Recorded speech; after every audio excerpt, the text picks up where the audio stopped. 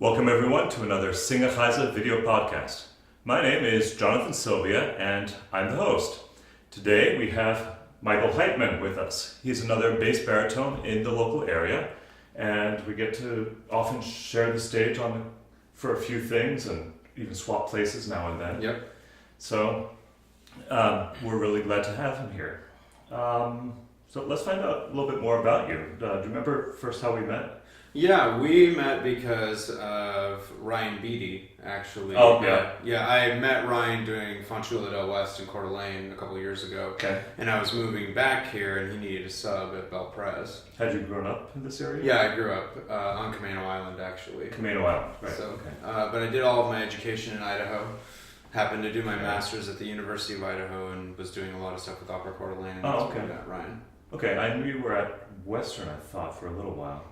No, not at Western. Just all in Idaho. Yep. University of Idaho was my master's, and Brigham Young University, Idaho, was my undergrad. Oh, really? So, yeah. I didn't know Brigham Young had a university in Idaho. Yeah, they actually have multiple campuses. Of course, the one I suppose in I'm Utah. not surprised. Yeah. Utah's the main one, and that's the one with the big famous music program. Right. But, yeah. Okay. I seem to remember though that there was Puget Sound Concert Opera. Yeah, that was a year. That was a year later. We did Bolena together. Ana Bolena. Yeah. Okay. Where we both played Enrico, the King. Yeah. Enrico. Yeah. Nice guy. Yeah. Ish. Yeah, King Henry VIII. Yeah. For those who don't know your Italian names. And that kind of winds up happening now and then. We wind up both playing the same role. Mm-hmm. We're both bass baritones, both on the low side, but we do things a little bit differently. What is particular to your voice? What do you say is unique about your voice? I would say my strengths are long runs, both just the ability to do all of the coloratura, but also just the length of it itself. I have pretty good breath control, which I contribute to being in a barbershop quartet and being the guy who posts and just holds the note forever. Oh, yeah, I did barbershop as well. What part did you sing? Bass. You sang bass? Yeah. And you were doing the posting? Yeah. Our arrangements happened to have a lot of them that were, that was how it was. It wasn't everyone, but through that, it's really helped me too, especially with these long, because I don't know, there's just that competitive side of me, like I have to make it through all the way to the end. I do not want to breathe. Okay. And especially with these Handel arias and stuff like that. I also just feel that my strengths are not necessarily beauty of tone or amazing high notes or something like that. I feel that my strength is more getting into the character of whoever it is. Okay. And as you know, as a baritone or a bass, we often play despicable people. So it's part. Yeah, there are basically four roles, and we play villains, fathers, clergy, and I'm missing one. Well, sometimes we're just like the best friend, like like a Occasionally Leporello or something like that. Yeah. You know? But that seems to be the exception. Oh, maybe. Oh, servants. Servant. Yeah, there you go. Servants. Yep. There we go. But yes, we do have to play despicable characters every now and then, and you think that one of your strengths is getting into those people and really understanding them and just trying to figure out what makes them tick. Because one of the things that during my master's, my teacher told me is that, because I was working on the Rape of Lucretia aria at the time. Goodness. Which is hard stuff. Yeah, that one's hard because for those of you who don't know what it is, it's the moment where Tarquinius, who is a Roman soldier but also of nobility, is about to rape Lucretia. And he's basically staring her down right before he tries to do it, and he's describing her. And my teacher was like, within us is the very best and the absolute worst of humanity. So this is not below or beneath, or this is not above or beneath any of us. So you just have to figure out what is making Tarquinius justify all this stuff. Right. And then it becomes easy. Do you feel that you're a naturally evil person? Not normally. Depends. Depends on the day. Depends on the day, who we're talking about. How much coffee yeah, or lack thereof. Yeah, that's it. Does that lead you towards a particular type of repertoire, or is it pretty much across the gamut?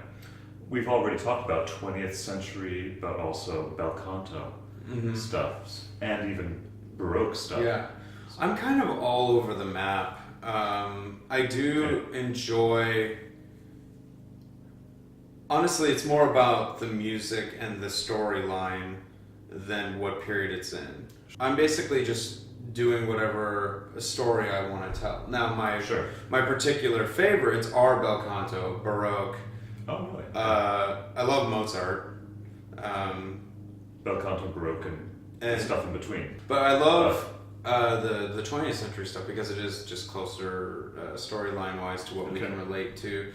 And some of there's been some really good ones, like Dead Man Walking is a great piece. Really modern pieces. That are not only, and this is part of what we're trying to do with opera music, is like they're not only great music, but they're culturally relevant, even if they were written 20 years ago or something like that. Outside of opera, what other types of performing do you do? Well, I do a lot of recital work with Group Muse, which is a house organization, a house concert organization. So basically they link people who want classical music in their house performed. They could be, just patrons or just people who are really interested or who just want to say, hey, I want to check this out. I'll just have these people over with people who do that and also want to be paid. Right. So I started doing that a little over 2 years ago, which is where I ended. The very first show I did was a war-themed recital. And it happened to be at the host, who is now our regular host for Opera Muse. She happens to be one of the most active hosts in all of Group Muse. I did not know that at the time. But she hosts at least one a month. Wow. It's just incredible. Yeah. But my favorite one so far has got to be, I started doing a Tinder recital, which is like half stand-up, half using music to portray what's going on. Because really, relationships at their core have not really changed over time. Like true love, jealousy, envy, blah, blah, blah, blah. It's all the same. Just we have different things like cell phones that get in the way and all that. So what I do is use the classical music to tell different scenarios that were going on then, but still are relatable to today. I even translate some, because I do have a rule in my recitals that at least half of it has to be in English. Just we're in America. And I feel that if in a 50 minutes of music, if I give you 35 in English, you can sit through a 15-minute aria. I don't sing any 15-minute arias, but you know what I mean. Because I'm going to be talking to the audience anyway. They'll get a preview of what it's typically about. So, like, for example, one of the easiest examples of that is I take Guglielmo's Nunziata Ritorrosi from Così. And in that scene, of course, Guglielmo and Ferrando are trying to sell themselves, like their virtues and all this stuff, to the girls who are like, nope, we have boyfriends, get away. And so that's really no different than when you're trying to text somebody for the first time on a dating app. I suppose. And so then I basically... I can't say that I actually have any experience with that. I understand that can be the case. Yeah. So I wrote basically what it's like in that like 2.5 minute aria, like stuff you like write but then erase, and what they may be thinking, or like just stupid lines that you might do, and all that stuff. So it's a lot of fun, and people seem to really enjoy stuff like that. We'll see down the road. I want to eventually add stuff because I do like to do a lot of American music, and I haven't yet actually done jazz in my recitals. So putting in like a jazz set would be a really good touch. We talked a little bit about some of the things you're good at. How are you able to market that? One of the things that drives me crazy about our career is that so much of it is not in our hands. Yeah. And so I take the approach of I just have to make things happen if things are ever going to happen. Okay. Because usually if you do that, then people see you and then they create opportunities for you on top of what you're already doing versus just sitting around and waiting. Right, of course. So I think that most of mine is just through word of mouth and just inviting people to stuff. And okay. But right now, one of your biggest focuses is on simply creating. Yeah, creating. Opportunity. Yeah. I would say that's probably the last 6 months or so, and probably the next 6 months or so is I'm on the more production end of things than on the solo side, which I do enjoy that part. I would love to be able to, in my perfect scenario, well, I have a couple perfect scenarios, but one of them is mixing, producing, directing, and singing. Being just constantly busy with one of those things. Instead of, okay, I'm going to put all my eggs in one basket and hope that I get signed by a manager or, national tour with something or whatever.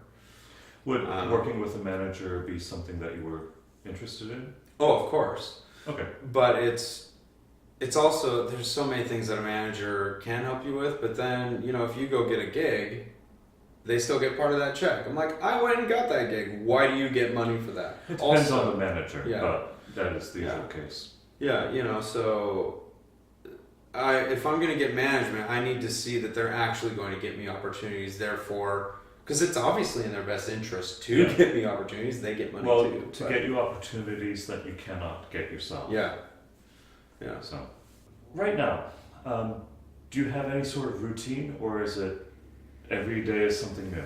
Every day is really something new. And it also just... Well, how about this? Do you have any routines?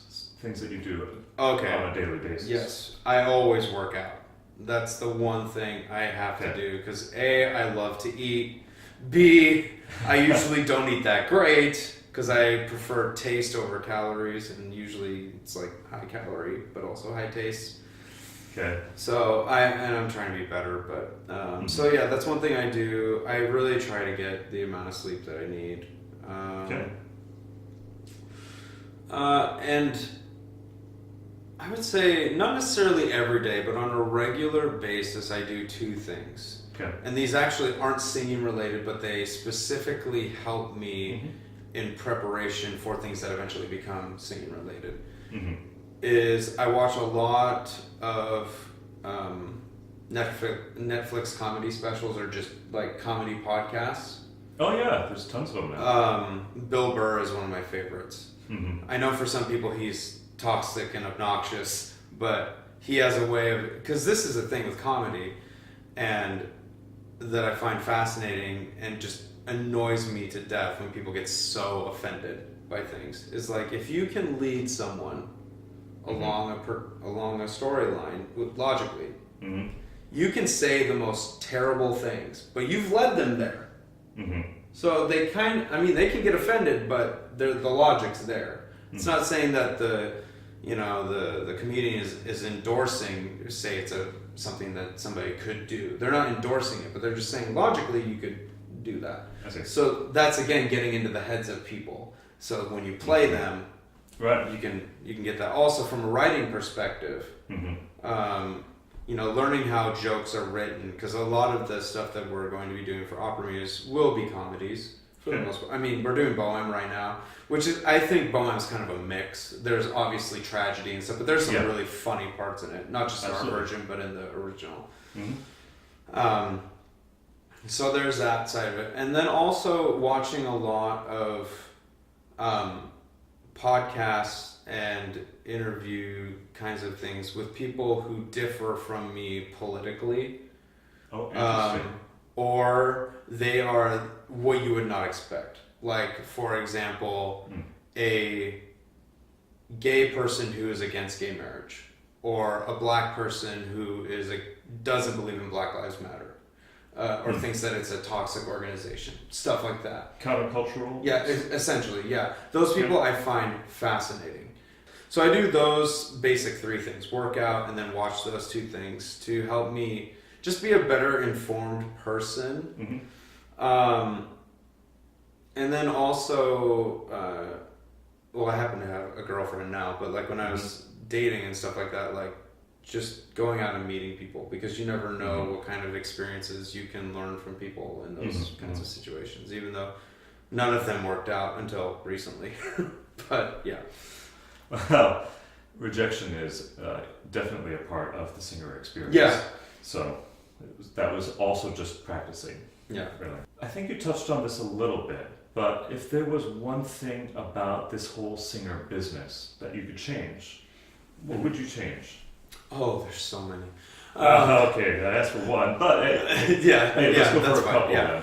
Well, let me put it this way. Yeah. All of the beefs that I have with the industry, I'm trying to fix with Opera Muse. Not like us doing Opera Muse is going to change the world, but we are trying to have potentially a company that actually doesn't do the things that drives both me and Sammy Gorham, my business partner, crazy. Because she's a soprano, so she gets the whole like competition, like no opportunities, and all the craziness that goes with being a soprano. Sure. And in today's performing world, so stuff like hiring singers that just because they're a certain aesthetic doesn't mean that they're right for the role. Like that drives me crazy. Like just because you're like, say you're playing the lead soprano in something, we've seen countless times how the person singing it, don't get me wrong, they're a decent singer, but we know plenty of people who can sing that role 10 times better, but maybe aren't as attractive as them, but they got to sell tickets. Really? Interesting. Yeah. Oh yeah. You look at the Met, like some of those, stuff like that. Sure. But that's actually more of a music theater thing, though. It's becoming an opera thing, though. It is. Sure. Yeah. But I would agree that musical theater is, they have a huge problem with that. Where somebody has to look the part that they're presenting rather than be judged solely on how well they present them. It is coming into opera as well. Yeah. But it's coming into it, and I think it's a multiple reasons why. I mean, we have to compete now with Netflix, with movies. And people, whether they like to admit it or not, they are shallow. And for some reason, it's just easier for them to understand two beautiful people falling in love than two people who are not their standard of beautiful, whatever that is. Sure. I think probably my other biggest issue, I mean, there's lots of different things you can potentially complain about, but I think my biggest issue with opera and what we are trying to do, and I think if companies were smart, they would at least consider this, is these, at the end of the day, it is about the audience's experience. Yeah. Okay. So I absolutely adore Seattle Opera. I love working for them, in full disclosure. Working for them. In case you're watching. In case you're watching, I do. However, when I go to dress rehearsals and I'm in the nosebleeds, it's a very different experience than what I'm used to, which is laptop in front of me, earpieces in. And you can say, well, duh. But that's what most people are used to with everything they do. Listening to music while they're running, watching Netflix, on a plane, all this stuff. Okay? It's immediate, it's right there. It's immediate, it's right there. So what would be more effective is if we found a way to make these productions more intimate. And if that means just having more of them, to make up for revenue, I don't know. But having smaller spaces to perform in, because that makes it easier for singers. You have less people to pay because you can't fit everybody on stage. And if you don't have the union with the orchestra, you can also manipulate that too and make it smaller because you don't need as many. So like with Opera Muse, what we're trying to do is make it this intimate experience so that people can really feel the power behind what we're doing. And that is what is going to get them to eventually go to things like Seattle Opera. Sure. Because if we just expect them to come to us and just basically accept it as is, when they have either preconceived notions, good or bad, usually either neutral or just flat out wrong from my experience. Or they're like, no, I'm not going to do that. I have way better uses of my time and or my money. I would rather go to, I don't know, Thor than, you know what I mean? Yeah. There's so many options for them. Then if we're waiting for them to come to us, they're never going to come. We have to change it to them and tell them the stories that are closer to what they're used to. Not these archaic things that should be in a museum. But we seem to be coming back to this word opera muse a lot. So we should probably talk about it. What is opera muse? What is the mission of opera muse? The mission of opera muse is to basically create the next generation, literally, of opera goers and donors to classical music and the arts. Okay. Our key demographic is 20 to 40. So what we do is we take normal shows that are based around normal people, stories that are around relatable experiences. So that's why we did The Marriage of Figaro. That's why we did Susanna. That's why we're doing Bohème. Okay. So we're taking these shows, condensing them to about an hour. Okay. So you essentially get the highlights of a show. Because even for someone like me, I'm trying to think of it as, what do I hate about opera? Because I love it, but there's things that annoy me, musically and show-wise. So we condense it, you get the highlights of the show, we put it in modern English, because another thing that annoys me about opera is this, all night. And when Italian does not match up with English, whether I know the show or not, and there's like, they get to the joke before it's done on stage, you know, it annoys me. So pet peeves, all right. Yeah, so there's all these pet peeves that we're basically taking out, and stereotypes, you know, like it's for rich white people, our audiences. They may be rich, I have no idea, but it's not all white people.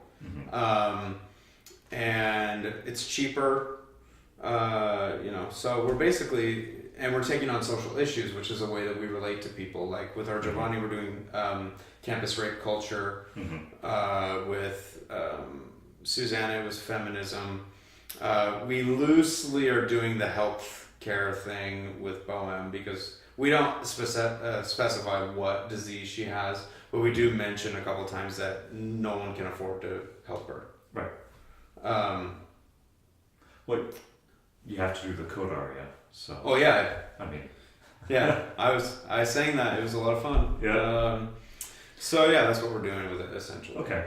Are all of the productions going to be about social issues? No. Because I remember you also mentioned that a lot of them are going to be comedies too. Yeah. Okay. Yeah, it's not, the way I see it is, if we can put a spin on a social issue, even whether it's overt, like the campus rape culture, or kind of not so much overt, you know, like with Bohème, great. If not, if nothing else, it's putting it in a language that people are used to hearing.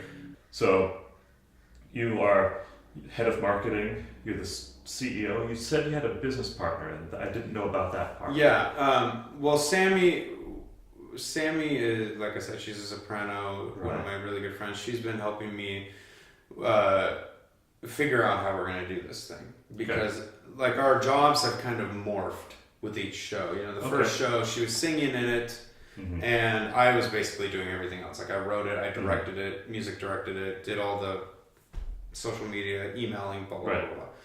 Susanna, she wasn't singing in it, and she helped me, and we were starting to learn that, well, it's really hard for me to do a medium or large size role in a show and also direct it, because I gotta be looking what's going on. So she helped with the stage direction and did basically the emailing and a lot of the marketing side of it.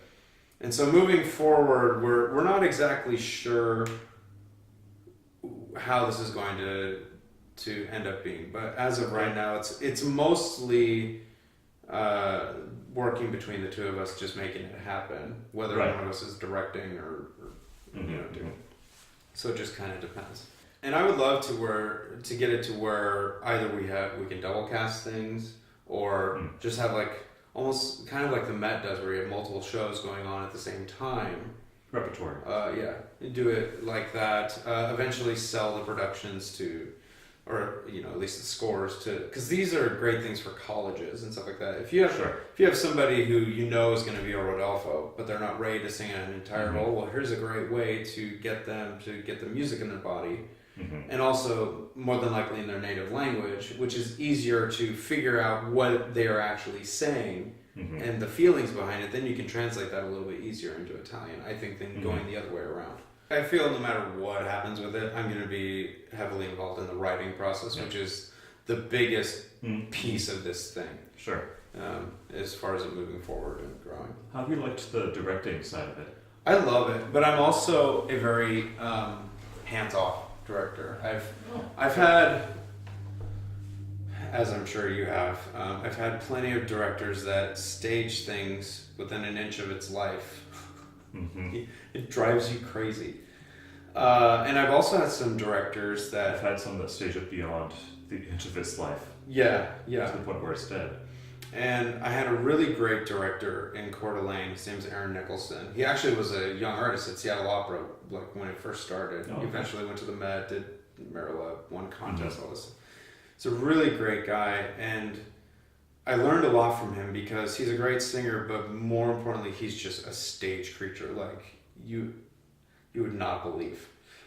Stage creature. Yeah, and he was really hard on me the first year, and rightfully so. And I thank him a lot for that, because now at the time I didn't really understand, but now being in that position, I understand what he was looking at, and like, this is why this doesn't work, or you're doing this and that just does not translate to anything. It just looks like nervousness and all this stuff.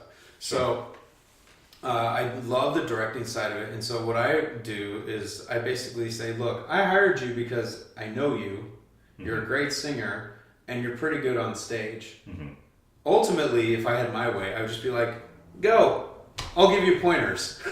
Because if you know the music, you know what your character is saying, you know how to move a little bit, you can kind of fake it the first few times, and then we can critique. And because really stage directors, for me, their biggest job is to make sure that the really hard stuff, like fight scenes and stuff, that has to be coordinated.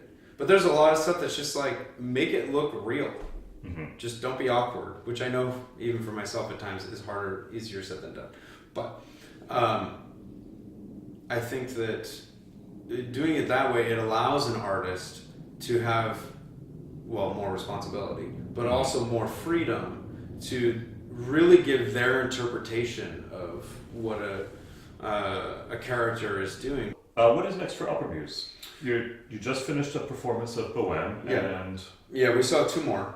This Two more. Coming Friday, the 10th, and then the following Saturday is the 18th. Okay. So the 10th is in Bellevue, and the 18th is in Fremont. Okay, and if people want to be part of this, if they want to see the performances, how do they go about doing that? You go onto groupmuse.com, so the word group, and then MUSE, groupmuse.com, and then you can just search for events in the Seattle area. We'll be there. Okay. Excuse me. And then you can reserve a spot at these group muses, whichever one works for you. It's $3 to reserve the spot, and then when you get there, it's a minimum of a $10 donation. $10. So, and none of the hosts get the money. It all goes straight to the musicians. Yeah. And you can also pay online when you're there too. Like you can download an app and do it that way too. Oh, okay. Also, we're going to have, I guess you would call it a gala. I don't know. We're going to have something at the beginning of the month. It's more of a fundraiser for the year of January. Yeah. Okay. And it will be, stuff that we did this first season and other stuff in the coming season, and then probably other, just like the Rigoletto Quartet or something like that, their favorites. We're just trying to find ways to make opera more accessible and just not what people are expecting, because, we had a couple of, what's the term? Self-proclaimed purists at the Bohème that we had that, seen Bohème multiple times, and they were like, we love the real show better, but for what you are trying to do, this is fantastic. Okay. So that's essentially what we're going for. We're trying to give it in a way that is true enough to the story and to the music, but also has a modern flair. Like, let's just take Bohem, like what we did with it. The fact that Marcello is an app developer versus a painter does not ruin the show. If we did an alternate ending and Mimi lives in the end, that would be a huge issue. You know what I mean? So like the basic plot points and the kinds of relationships that are there in that show, they're all there. It's just, we use words that are different. Our Mimi is more of a Zooey Deschanel, like new girl kind of neighbor than maybe what's typically there. And she also has pink hair, which you'll probably rarely, except in a Regie opera production, you'll never see that. Okay. It's a little bit of flipping it on its head a little bit while still being true. Right. Okay, so we have a couple more performances of Bohem and some things to look forward to in January. Back to Mike. How can we find out more about what Mike is doing outside of opera reviews or including opera reviews? I have a website. It's michaelheitmann.com. Okay. And then also I have the Singer Facebook page. You just type in my name, Michael Heitmann. And then Opera Muse is also on Facebook. Okay. So you can check that out. And that's pretty much it. Awesome. Yeah. Well, it's been great having you. Let me do this, though. If you want to find out more about Singerreise and the life of a working opera singer, check out our website, singerreise.com. There you can find articles and resources all about singing, and maybe even find a few more other lives of singers to look at. You can also follow us at facebook.com/Singerreise, nice and easy. Make sure if you visit there to leave a post, leave a like, or let us know that you stopped by. You can also follow us at twitter.com/Singerreise. That's with the @Singerreise user handle. We don't have Instagram. Oh. Sorry. That's okay. But one more thing for you to do. I have my plate full already. We obviously have the YouTube channel, which you're watching presently. Make sure to subscribe to that before you go. That way you get email updates every time a new video is released. And finally, there is patreon.com/Singerreise. Patreon is the main funding mechanism that I am able to keep Singerreise going. With just $1 or a few every month, you gain access to things like bonus video, bonus audio. If there happen to be deleted scenes from this interview, and I have a feeling there are going to be a couple. There's probably if there's going to be some deleted scenes, you'll find those at Patreon. I think that's at the $7 patron level, and always fun stuff to find there. So I invite you to become a patron of Singerreise. Make sure that Singerreise lasts for the next weeks and months and years to come. Anyway, thanks, Mike, for coming by. Well, thanks for having me. Pleasure having you. Yeah. And thank you for watching. See ya.